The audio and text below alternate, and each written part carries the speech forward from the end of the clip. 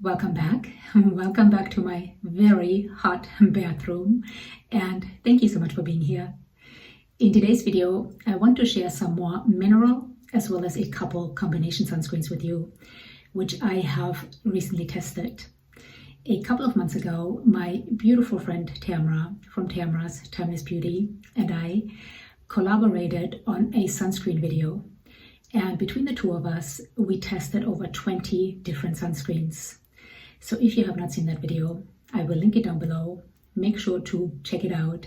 We tested some really beautiful sunscreens. However, since that video, both Tamara and I have purchased some more sunscreens.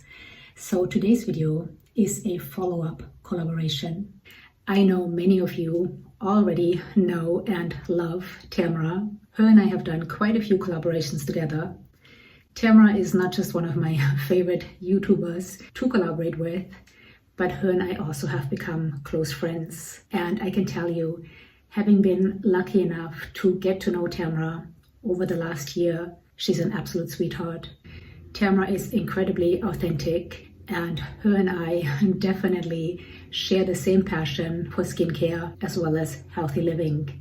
Tamara has some really incredible information on her channel about skincare as well as healthy living, but she also does some really beautiful makeup tutorials. So Tamara is going to be able to tell you how the sunscreens she's testing perform under makeup. So if you don't know Tamara, make sure to head over to her channel. I have no doubt in my mind that you will absolutely fall in love with her. As I mentioned, it is extremely hot here, so I might get more and more glowy throughout this video. But sunscreen, of course, is a critical part of an anti-aging skincare routine, since up to 90% of visible changes we associate with aging stem from UV radiation.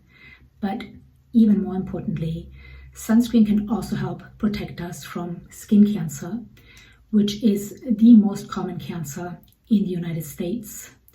And while there has been a lot of controversy around sunscreen lately, anything from formulations not actually containing the sun protection factor they claim to have on their label, to benzene in sunscreen, to chemical sun filters causing cancer, we do know that wearing sunscreen is one of the best things we can do to prevent premature aging and, again, more importantly, skin cancer.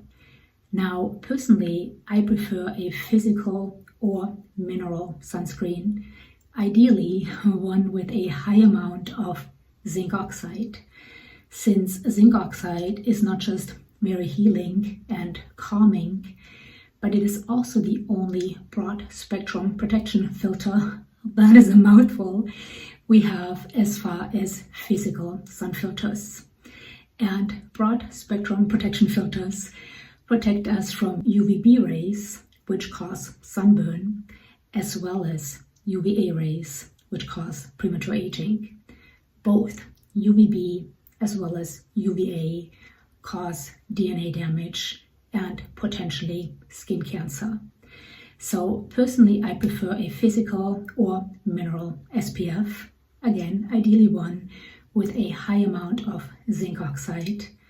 I am okay with a combination sunscreen as long as the chemical filter used in the combination sunscreen is not at a too high of a percentage.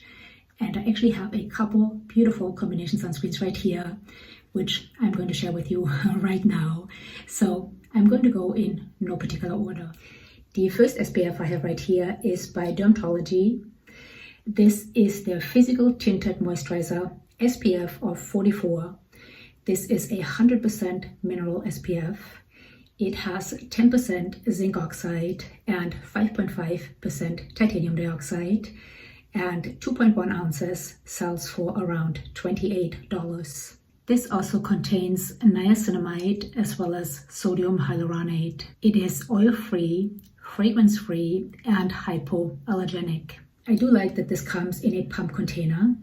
The consistency of this is somewhat lotion-like. It is a little bit thicker than their combination sunscreen, which I reviewed in my last SPF video, but it still has a really nice consistency. It doesn't feel too thick or heavy. It does take a little bit to rub in, definitely takes longer to rub in than, again, their combination sunscreen. And the tint at first seems a bit too light, at least for my skin tone. It is definitely lighter than, again, their combination sunscreen. But once it is completely absorbed, it actually is a beautiful tint, and the formulation just leaves you looking nice and glowy. So this is a beautiful formulation. It is quite hydrating. So actually where we live right now, as you can see, it is very humid. So this is a bit heavy for me right now. But in the colder months, or if you live somewhere where it is not as humid, I think this would be a beautiful, beautiful formulation. And I will definitely repurchase this. Next, I have the Colorscience Sunforgettable Total Protection Face Shield Glow. This has an SPF of 50 with a PA rating of +++, so it has pretty good UVA protection. 1.8 ounces sells for around $42, and this is a zinc-only sunscreen. It contains 12% zinc oxide. It also contains iron oxides, and iron oxides are a good ingredient to look for if you have melasma or hyperpigmentation. Iron oxides also increase UVA protection as well as blue light protection. This formulation is oil-free. It contains niacinamide as well as a couple other antioxidants. The consistency is very lotion-like, which I really like. It goes on beautifully. It does take a little while to rub in, especially using the right amount, which is about a 1/4 teaspoon for the face alone. It does settle just slightly in my under eye lines and a tiny bit around the hairline, but it is easily smoothed out. Once completely absorbed, this definitely leaves you with a glow. However, for my complexion, the tint is just a tiny bit too golden. So aside from the tint being just a tiny bit too golden for my complexion, this is a beautiful sunscreen. I love the consistency. I love the way it feels on my skin. I do love that it has a PA rating of +++. So this is a beautiful sunscreen. And if you have a different complexion than I do, you might really love this. I think I will actually try this in a different color because, again, this is a beautiful sunscreen. It also says that it is reef safe, which all zinc oxide sunscreens are reef safe. Next, I have a Brush On sunscreen. This is by Replenix, and it is the Green Tea Mattifying Mineral Powder Sunscreen SPF of 30. This has 20% zinc oxide and 17% titanium dioxide. It also contains green tea, chamomile, and vitamin E. Now, while I like the convenience of a brush-on sunscreen, I would not rely on a brush-on sunscreen by itself. But right here, I'm actually applying it over the Colorscience Glow, which I just shared with you. And as you can see, it does slightly mattify. So this is lovely to have if you don't want to look too glowy, and it has the extra benefit of having SPF. It is also nice to have on hand to reapply over your already existing sunscreen. I would not rely on a brush-on sunscreen by itself, since it is basically impossible to know how much you're applying. Now, the correct amount, as I mentioned earlier, of SPF for the face alone is about a 1/4 teaspoon, another 1/4 teaspoon for the neck and chest. So it would be impossible to know how much a 1/4 teaspoon of this is. But I do think it is very practical to just have in your pocket or purse to reapply over your existing sunscreen, and to also, if you don't want to look too glowy or shiny, to take down some of that shine and glow with an SPF. So this is definitely something I'm going to bring along in my pocket, in my purse, to, as I said, reapply over already existing sunscreen, but I'm not going to rely on this for my sun protection by itself. Next, I have a combination sunscreen. This is by Neova. It is the Silk Sheer 2.0 Photo Finish Tint Broad Spectrum SPF of 40, and it is water resistant for 80 minutes. 2.5 ounces sells for around $51. This has 9% zinc oxide, 3% titanium dioxide, and 3% octinoxate. And as I was saying earlier, there has been a lot of controversy around sunscreen. One of the controversies is chemical sunscreens, chemical sun filters causing cancer. Octinoxate, which is in here at 3%, is a chemical filter which is rated by the Environmental Working Group at a 5 on a scale from 1 to 10. The EWG's concern with octinoxate is not so much that it is cancer causing, but they state on their website that there is strong evidence that octinoxate is a human endocrine disturber. And their reference is the European Commission on Endocrine Disruption. Now, I went down the rabbit hole of research trying to find any evidence that octinoxate is indeed a human endocrine disruptor. However, I could not find anything with the European Commission on Endocrine Disruption. The only thing I could find was this study done on rats. And in this study, these poor rats were fed very high amounts of octinoxate in their diet. So the octinoxate was not applied through dermal application. And yes, eating these very high amounts of octinoxate, these poor rats did show symptoms of a compromised endocrine system. However, we have to take these studies with a grain of salt, since I'm not planning on actually ingesting this.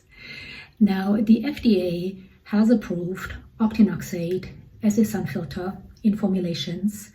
However, it is restricted to 7.5%. So this has, as I said, 3% octinoxate. I'm not worried about it. Octinoxate, I believe, is added to formulations.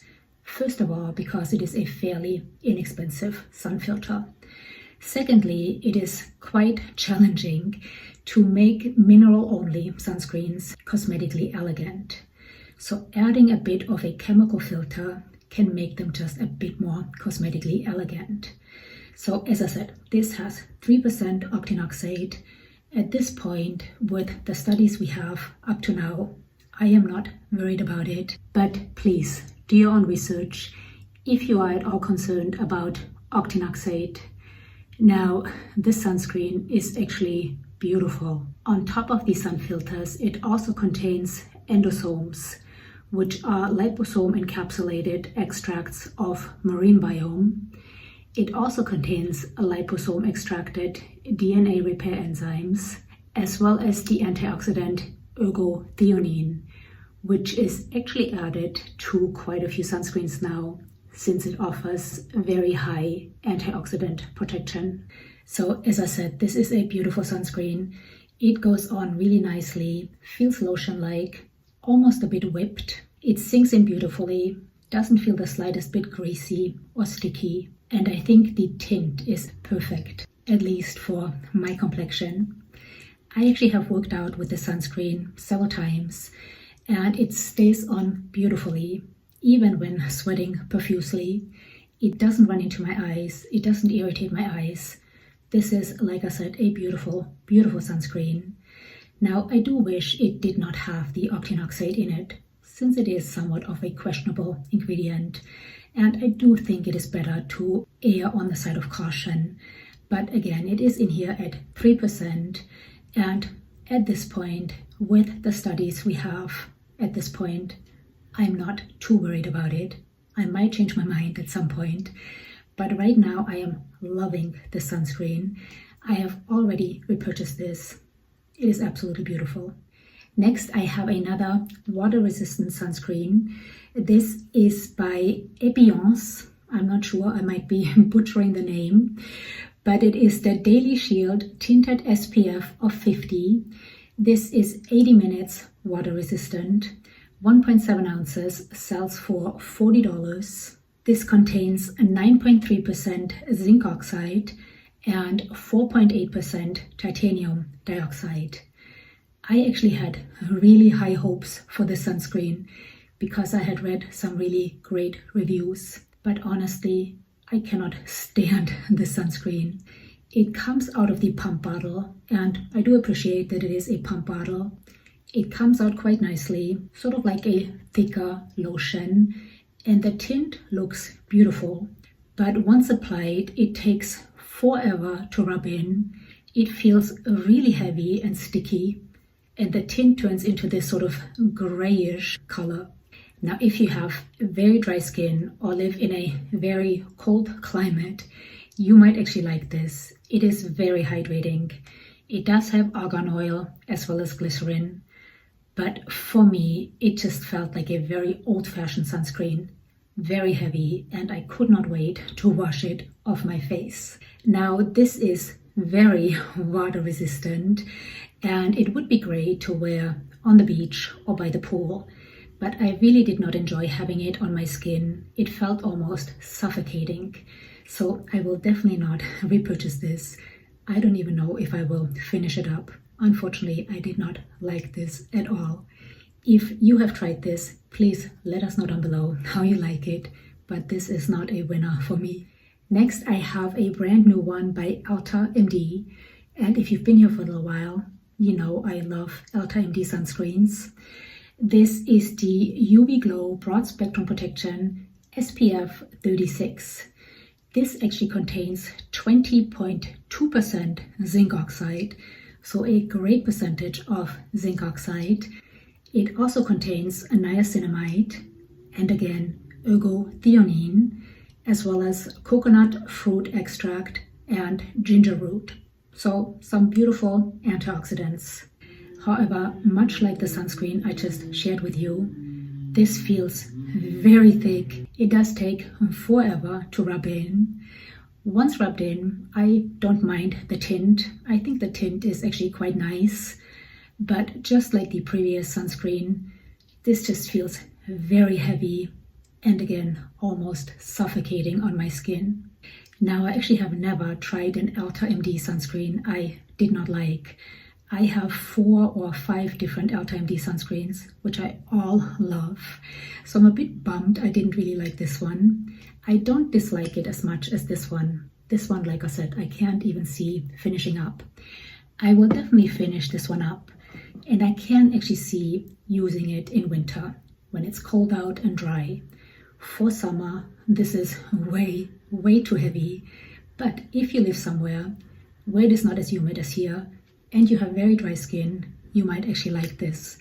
I do love that it has 20.2% zinc oxide. Next, I have another Colorscience. This is the Sunforgettable Total Protection Face Shield Flex. It has an SPF of 50 with a PA rating of 4 pluses. 1.7 ounces sells for $45. And it has 12% zinc oxide. And just as the earlier Colorscience SPF I shared with you, this also contains iron oxides.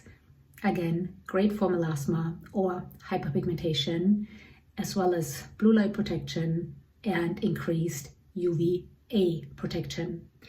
Now, this actually comes in 4 different shades. I purchased the shade Fair, which, as you can see, is a bit too light for my complexion. But this, just as the earlier Colorscience, has a lovely consistency, a very lotion-like consistency. It goes on beautifully. And the new technology with this Colorscience Flex is that initially the product comes out white, and then it has these tiny little color bubbles in it, which you can't actually feel. But up on application, they burst, and the product then develops a tint. Once the sunscreen is completely absorbed, it feels beautiful on my skin, gives me a lovely glow. I just wish I would have purchased a different shade. So aside from getting the wrong tint, this is a beautiful sunscreen. It feels very similar to the Colorscience Glow. Both of them feel like a lotion going on. They feel beautiful on the skin, not heavy, not suffocating. I just need to get the right shade of either one of these. I would love to know down below in the comments if you have tried either of these. How do you like them? And what shade do you use? And then lastly, I have another combination sunscreen. This is also by Neova, and it is the Active Optimal Body Defense Broad Spectrum SPF 43. This is water resistant for 80 minutes. 3 ounces, sells for around $51. And this contains 9% zinc oxide and 7.5% octinoxate. The reason I wanted to try this is that, first of all, it had wonderful reviews. Secondly, though this says it is a body sunscreen, it can of course also be used on the face. And I like the idea when I'm out being active, hiking, riding my bike, to just take one sunscreen, throw it in my backpack, and I'm able to reapply it on my body as well as my face. This one, just like the face sunscreen I shared with you earlier, also contains the DNA repair enzymes, the endosomes, and also the antioxidant ergothioneine. This goes on beautifully, feels more like a lotion than an SPF. It sinks in beautifully, both on my face as well as my body, and it really doesn't leave any visible white cast. I have worked out with the sunscreen on my face as well as body several times. It stays on beautifully, even when sweating profusely. It does not run into my eyes. It does not irritate my eyes. So this is another beautiful sunscreen. And as I said, I like the convenience of just having one SPF if I'm out being active, if I'm hiking or biking, to throw in my backpack and then reapply on my face as well as my body. However, I would not wear this to go to the beach and swim in the ocean because of the octinoxate. Now, while I'm not worried about octinoxate causing any harm to my health, at least not at this point with the studies we have up to now, octinoxate along with oxybenzone are 2 chemical filters which are speculated to be partially responsible for the bleaching of our reefs. Now, this is controversial, but our reefs are dying at an alarming rate, so why risk it? So while this is beautiful, I would not wear it on the beach, but I do think it is perfect for, again, hiking, biking, being active, working out. Now, 3 ounces for $51 is not cheap, but I can see myself repurchasing this because I really do like the consistency and the convenience of it. So these are all the new sunscreens I tested recently, and I have to say, out of the ones I just shared with you, this one is definitely my favorite, and I find myself reaching for this one quite frequently. Another favorite sunscreen of mine is this one right here. I shared this in my other sunscreen video. This is by EltaMD, and it is the UV Daily Broad Spectrum SPF of 40. This is also tinted. I have it on my skin right now. It is absolutely gorgeous. Feels more like a serum than an SPF.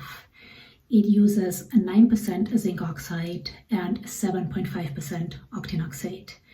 And while octinoxate is a bit, unfortunately, of a controversial ingredient, it definitely makes for a beautiful formulation. This is, like I said, gorgeous. So is this one. But a zinc-only sunscreen I have been reaching for quite a bit as well is this one right here by Biossance. I also shared this in my other SPF video. This is untinted, so I really love this for my neck, but I also wear this on my face if I don't feel like I need any added color, which these two give me. So this one is also really, really beautiful, and it is a zinc-only sunscreen. So these 3 right here are currently my favorite SPFs. I would love to know in the comments some of your favorite SPFs. Also, have you tried any of the ones I just shared with you? And if so, how did they work for you? Also tell us some SPFs you have tried that are maybe really hyped and you didn't like. And of course, any questions or comments, leave them down below. I always love to hear from you. Make sure to head over to Tamara's. I can't wait to see what SPFs Tamara is sharing with us. And that's it for today's video. Thank you so much for being here. Until next time, bye.